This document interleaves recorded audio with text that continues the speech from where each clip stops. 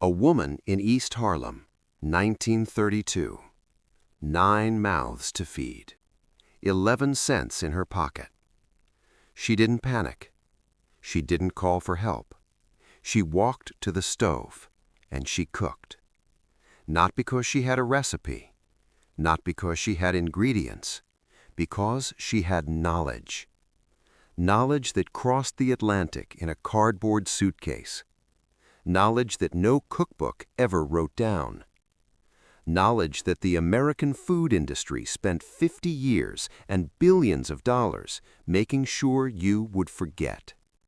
Because if you still knew how to cook the way an Italian immigrant grandmother cooked in 1934, you would never buy another processed meal again.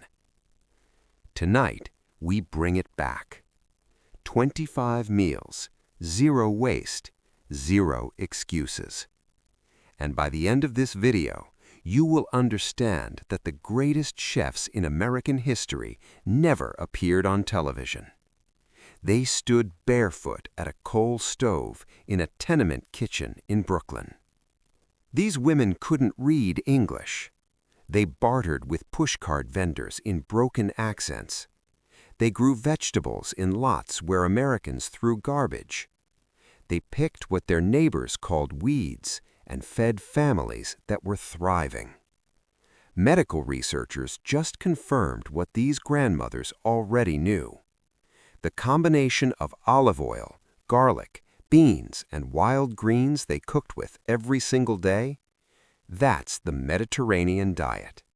The same diet that reduces heart disease, diabetes, and early death.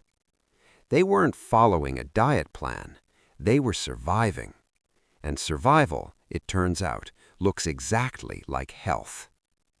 Before Olive Garden charged $14 for it and called it bruschetta, this was Tuesday night dinner for a family of 7. 3-day-old bread, a garlic clove, olive oil. That's it. That was the meal. In 1933, a loaf of Italian bread, 5 cents. Olive oil was the one luxury Italian families refused to give up, even when it meant no meat for a month. Mothers poured it carefully, almost reverently, because fat was what kept children from getting sick. Nobody sat down for bread and oil.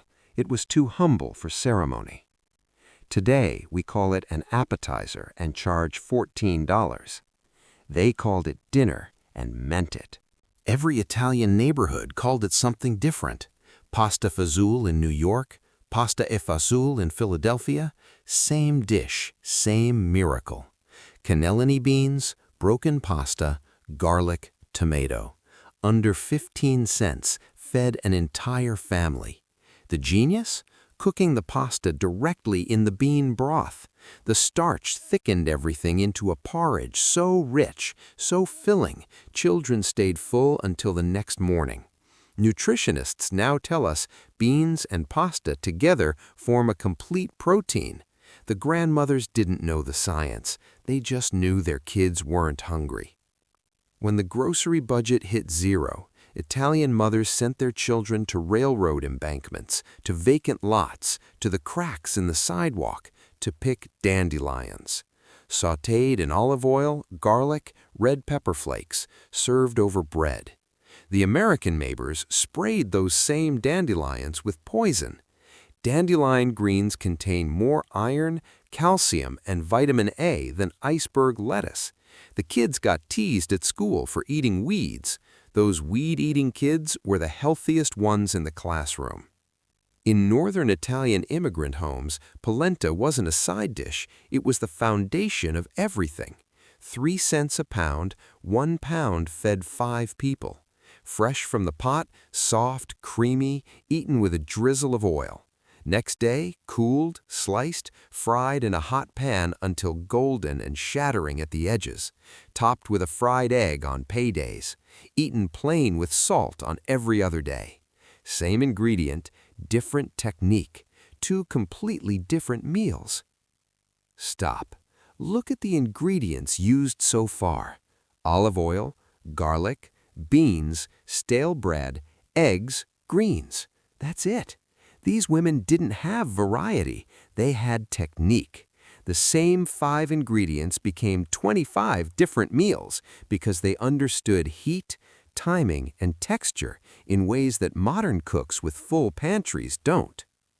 The Parmesan rind, saved for weeks, wrapped in cloth, dropped into soups to add depth. The pasta water saved to create sauce. The stale bread turned into crispy topping. Nothing was decoration. Everything was engineering. This is the dish that mothers kept quiet about. A tin of sardines, 5 cents. A box of spaghetti, 5 cents.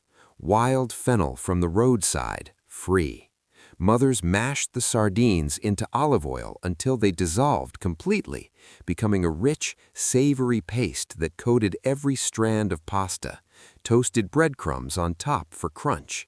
A dish that tasted like the sea and the hillside at the same time. But children begged their mothers not to pack it for school. The smell gave them away. Sardines meant poor. Sardines meant immigrant. So this dish was eaten at home with the windows closed and never discussed outside the kitchen. Here's the truth. Sardines are one of the most nutrient-dense foods on Earth. Omega-3 fatty acids, calcium from the soft bones, vitamin D, protein. A 5-cent tin delivered more nutrition than $1's worth of beef. The mothers who hid this dish in shame were accidentally feeding their families better than their wealthier American neighbors, and they never knew it. Here is the truth that American food companies worked hard to bury. Every single dish on this list costs less to make today, adjusted for inflation, than the frozen processed meals that replaced them. A box of frozen lasagna, $8. A pot of pasta e fagioli, $1.50. The food industry didn't sell you convenience, they sold you forgetfulness. And once you forgot, you were dependent, forever reaching for a box instead of a pot, forever buying nutrition that these grandmothers produced for pennies. Every Italian immigrant family organized their entire week around a single meal, Sunday gravy. Pork ribs, meatballs, braciole, sausage links. If the family had money, all 4 went into the pot.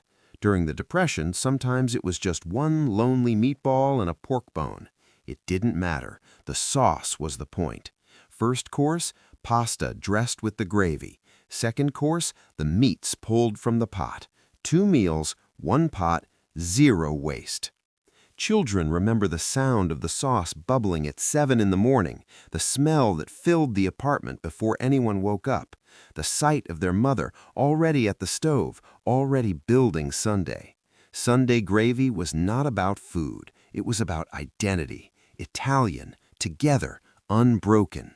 That pot held the entire reason they came to America in the first place. 1 woman, 9 people, 11 cents. She didn't need a recipe. She didn't need a grocery store. She needed knowledge, and she had it. The question is, do you? Pick one dish from this list tonight.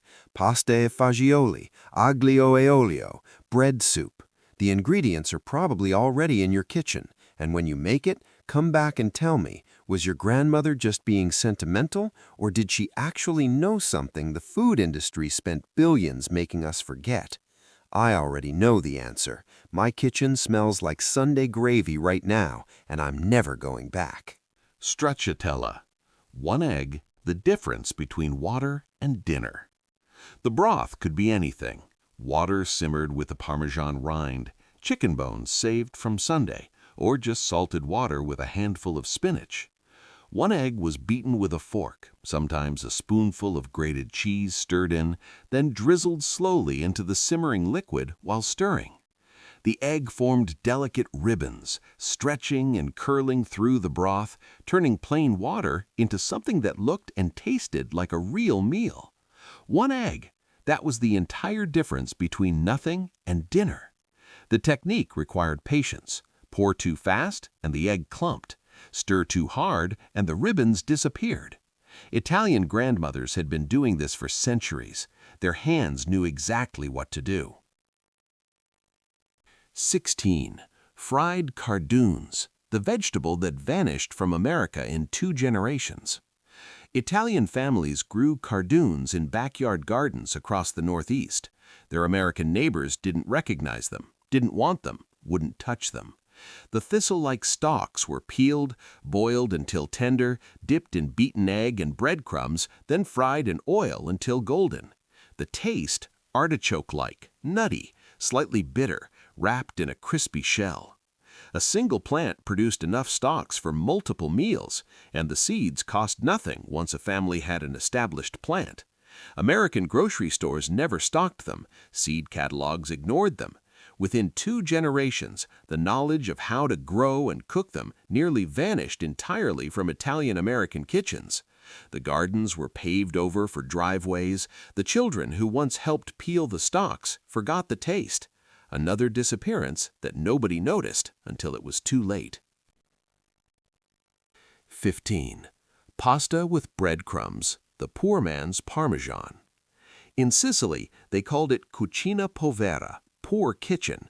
When cheese was too expensive, which was most of the time, mothers toasted stale breadcrumbs in olive oil until golden and crunchy, then tossed them with hot pasta.